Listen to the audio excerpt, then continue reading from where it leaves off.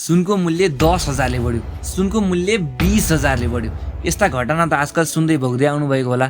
यस्तो हुँदा सुनको मूल्य यति छोटो समयमा किन कसरी बढ्यो भन्ने जिज्ञासा पक्कै होला।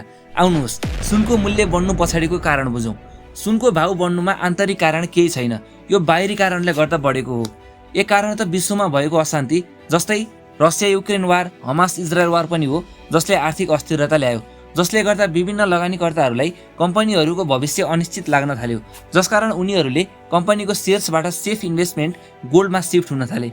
अर्को कारण पछिल्लो समयमा ट्रम्प सरकारको आर्थिक नीति जस्तै ट्यारिफ बढाउने कामले गर्दा विश्वमा कन्फ्लिक्ट भएको अवस्था थियो र हामीले जुन दिनहु 5-10 हजारको सुनको भावमा वृद्धि देखेका छौँ, यो अमेरिका सरकारले भारतलाई पनि 50% ट्यारिफ लगाएपछि सुरु भएको हो, जसले भारतको अर्थतन्त्र डामाडोल बनायो। विश्वको अर्थतन्त्रमा डलरको डोमिनेन्स धेरै छ।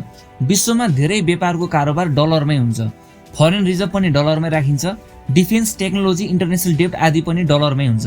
डलरको यो डोमिनेन्सलाई हटाउनका लागि विश्वका बलिया अर्थतन्त्र BRICS, Brazil, Russia, India, China र साउथ अफ्रिकाले आफ्नै करेन्सी बनाउने निर्णय गर्न थाले, जसका कारण उनीहरूले डलर्सको रिजर्भ फाल्दै गोल्डको रिजर्भ राख्ने प्रयास हुन थाल्यो। गोल्डको बढ्दो अभाव देखेर युरोपियन युनियनहरूले पनि गोल्ड रिजर्भ राख्न थाले।